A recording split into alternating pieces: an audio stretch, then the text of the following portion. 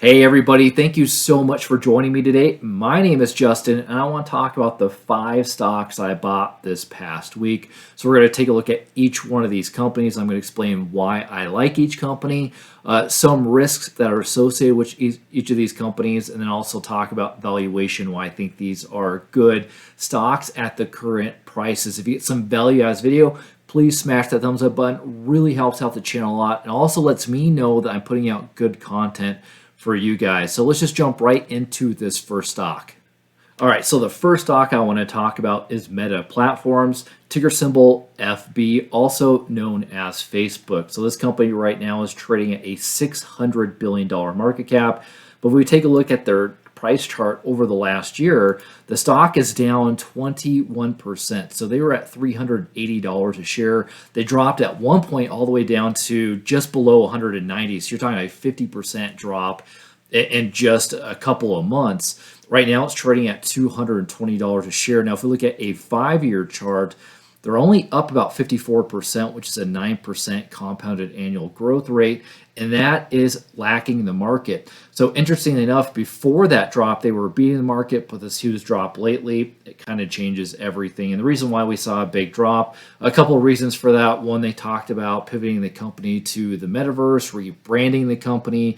During the last earnings call, they talk about guiding revenue only 3 to 11%. And keep in mind, this company has been pushing out revenue top line growth of 20% plus in the past, some years up to 40%. So seeing single digit growth rate for the next quarter scared a lot of people. That had to do with Apple iOS changes. They think that's going to hurt them about $10 billion worth. Now, I do think Facebook is going to figure it out and kind of get around that over time to tailor the revenue more to people, around the Apple iOS changes. But nonetheless, Instagram, their Facebook platforms are very, very profitable. In fact, I think they'll be between 17 and 20 EPS just for those platforms in 2022. Now, they do have other platforms that don't make money. You have the Reality Labs division, you have Messenger, you have WhatsApp, so that will decrease the EPS. But Instagram and Facebook are great places for people to still advertise. You're talking billions of users. Now, there are certainly concerns about the company Facebook, particularly their platform, actually starting to slow down. But you think about it, they've pretty much saturated the market.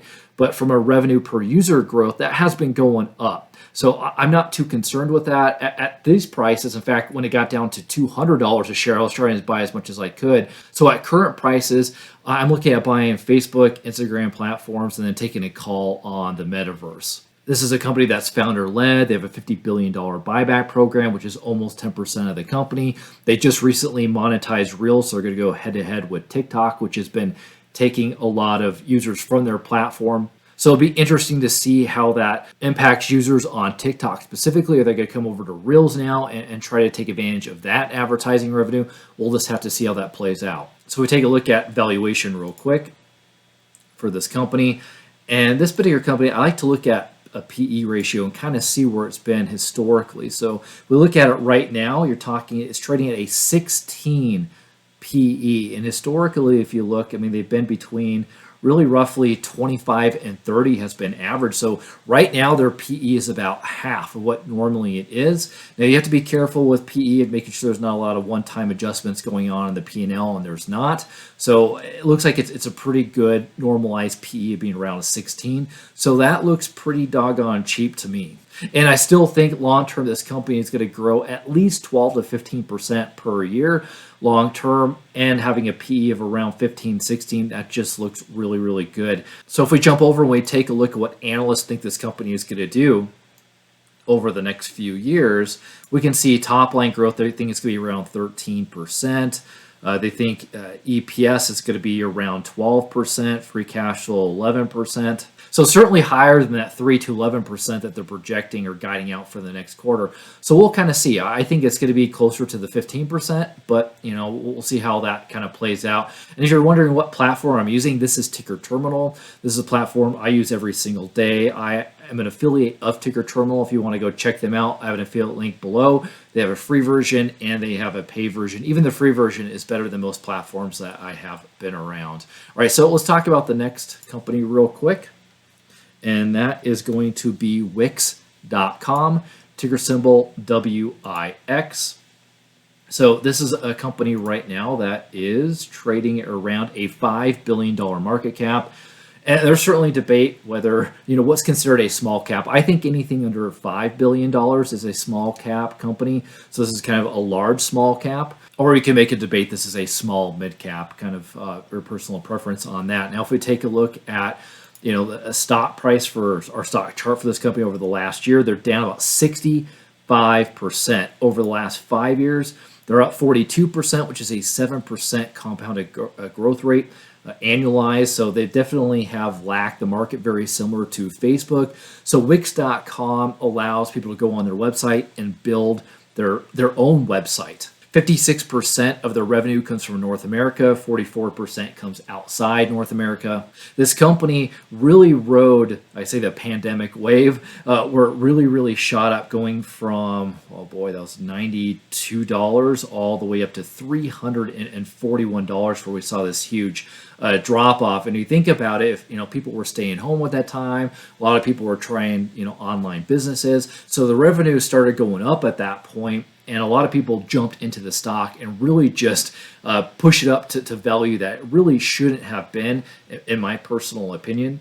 Not only that, but the company's been putting a lot of money back into growth initiatives. In fact, if we go take a look at their financials real quick, and if we take a look at free cash flow specifically, which is down here. So their free cash flow over the last, 5 or 6 years has gone down. This would scare a lot of people if you didn't understand the business. So it went from 36 million all the way up to 129 million. And then this last year, it dropped down to 28 million. And that's because of those growth initiatives that I talked about. In fact, the company said they would have an extra $110 million of free cash flow if they hadn't put that money into growth initiatives. So now they're going to start backing off of that. We're going to see that free cash flow growing. They think the free cash flow margin is going to be around 3% for 2022. They're around 8 to 10% the year after that, and then continue to grow from that standpoint forward. In fact, if we look at what analysts think this company is going to do over the next few years, let's take a look. So top line growth, I think, is going to grow almost 19%. So I think between 17 and 20% is kind of how I projected them. So 19 is kind of within there. If we get free cash flow, the thing is going to grow 82% per year on average.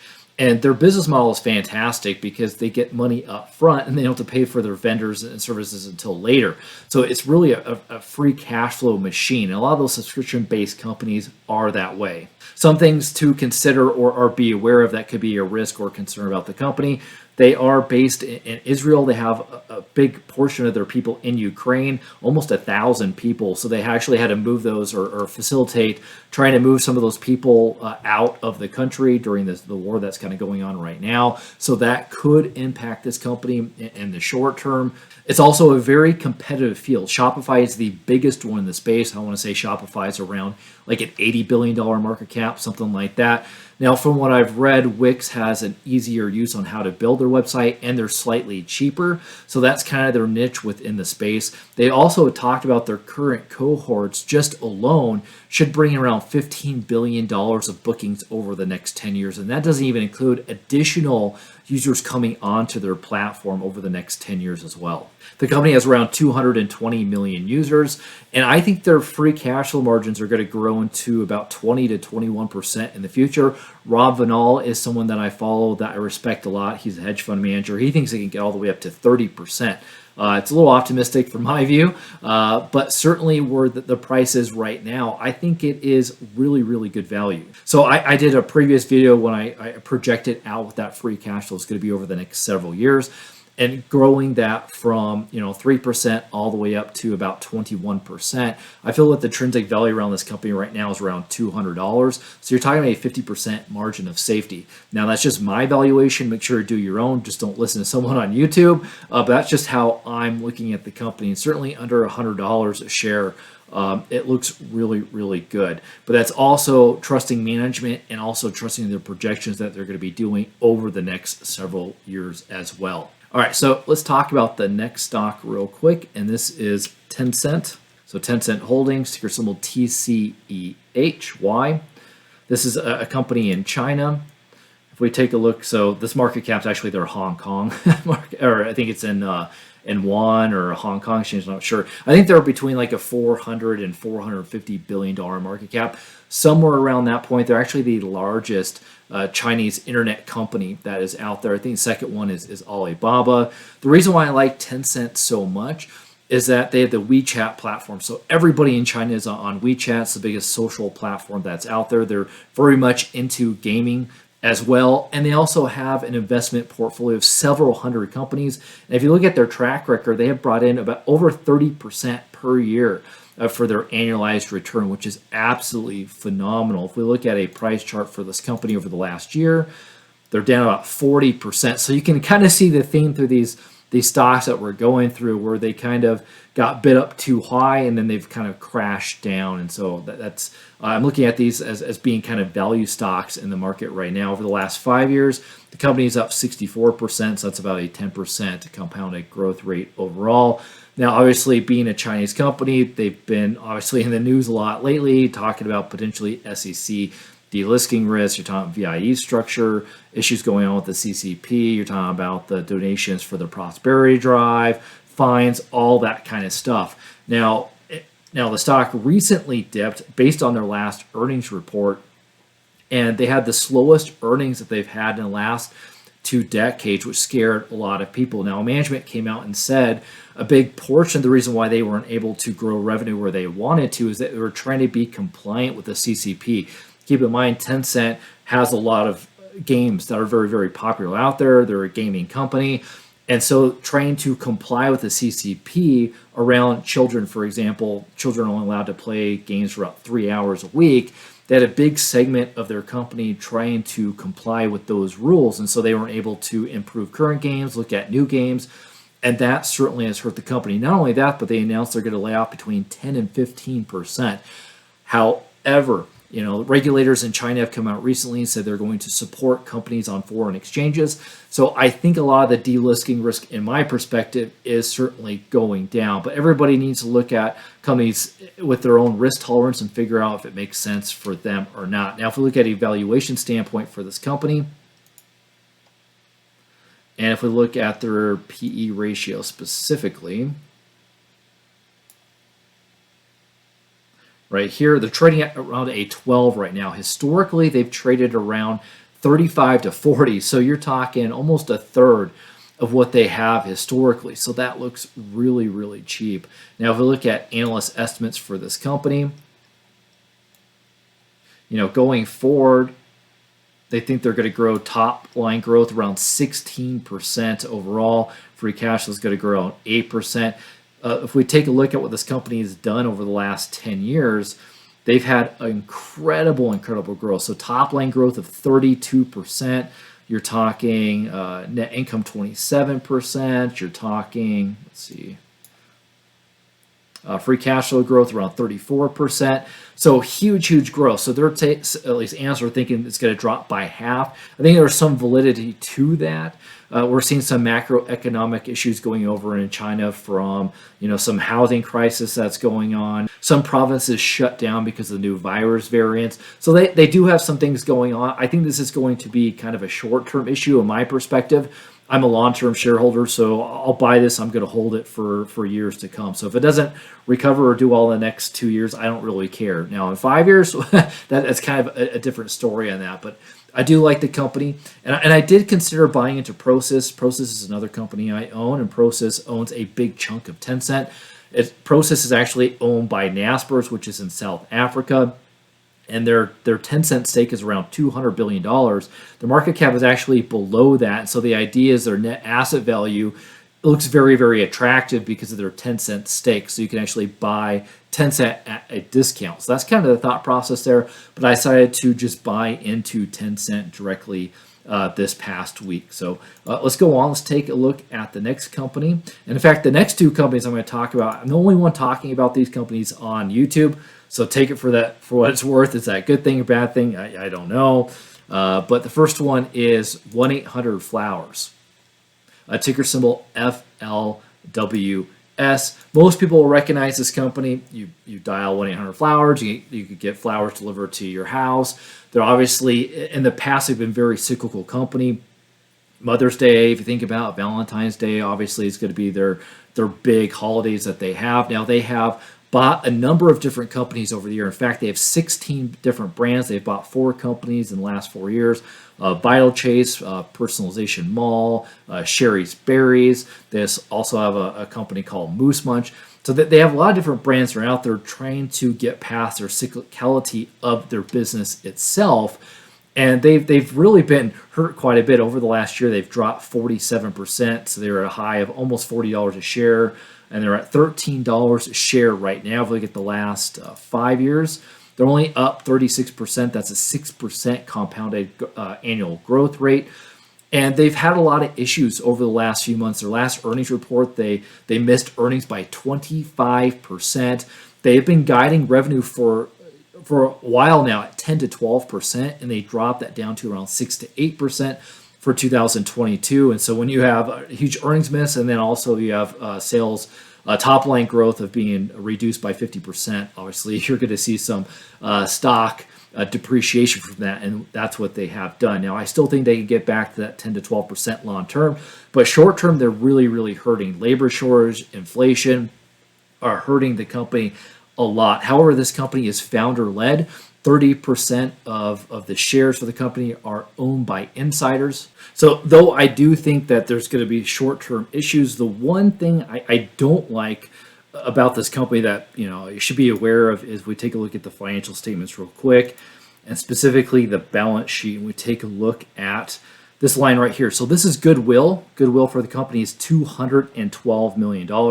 And you're talking this company, the market cap of this company is below 900 million right now. So you're less than $1 billion market cap, and you have $200 million of goodwill on your books.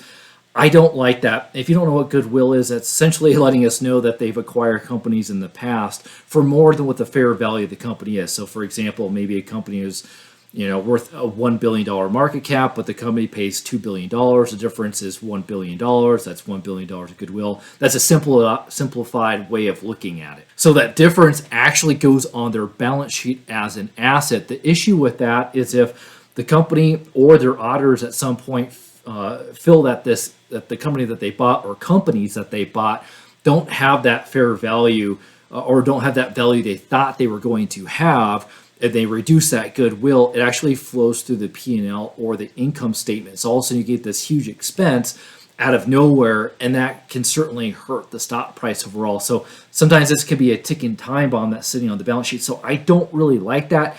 However, they do have almost $300 million of cash on their books, and their long-term debt is around $150 million. In fact, their total debt for the company is $300 million. So they have essentially enough cash to pay off all their total debt, which I like. But just be aware of the goodwill piece that's on there. That's something just to be aware of, as it could affect the P&L in the future. Now, if we take a look at this company as far as estimates go real quick, and if we look at historically over the last 10 years, the company has grown top line growth 14%, but they've grown earnings by about 30%. So they've actually doubled their earnings, and I think they've also doubled their free cash flow. Yeah, about 30% as well. So they've done a really, really good job on increasing the value on the bottom line versus their top line. And because of that, their valuation has been pretty good. Their P has been higher than I would have imagined. Right now, it's actually trading at, it's trading at below a 10. So it's trading at 9 right now.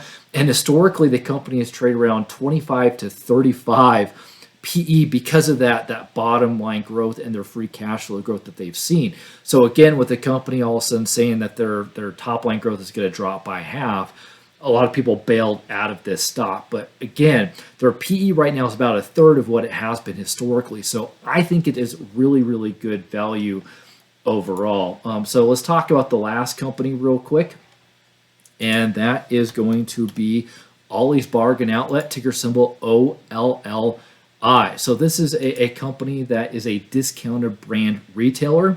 Right now, they are trading at a $2.7 billion market cap. So I would consider that a large small cap or a very small mid cap company. This is a company that has about 400 stores. I think it's like 420 stores, something like that, across the nation. They're mostly out kind of in the Midwest to East, South region of the United States. And this is a company that is looking to add 50 to 55 stores per year. Last year, they added around 45 stores, so not as many as that they've wanted to. But this is a unique company. This is a company that goes out and buys, like I said, a discounted brand. So what happens is, like maybe Walmart, for example, has their aisles full of toys. It's after the Christmas season. They're just trying to get rid of them so they can bring in more stuff, different inventory, and so they'll sell those items to Ollies at a discount, and then Ollies can turn around and then sell those in the store. So they can sell toys, they'll sell clothes, they'll sell microwaves, they'll sell wedding dresses, they'll sell TVs, they sell all kinds of different stuff. So if you go into an Ollies 1 month, you go back 2 months later, they have a whole different array of different inventory. So they kind of categorize themselves or talk about themselves as being like a treasure hunt for consumers going out there. And there could be a lot of impulse buying that goes on when they go in there. And this company did extremely well during 2020, during the pandemic. If we look at a 1-year chart, they've actually dropped 47% over the last year. So very similar to like the other companies that we've seen over the last 5 years, only up 30%. But if we take a look, so back in March 2020, they dropped all the way down to about $38 a share. So about where it is right now, they got all the way up to over $100 a share. And you can see this huge decline recently. And they were an essential business. So they were able to stay open during the pandemic.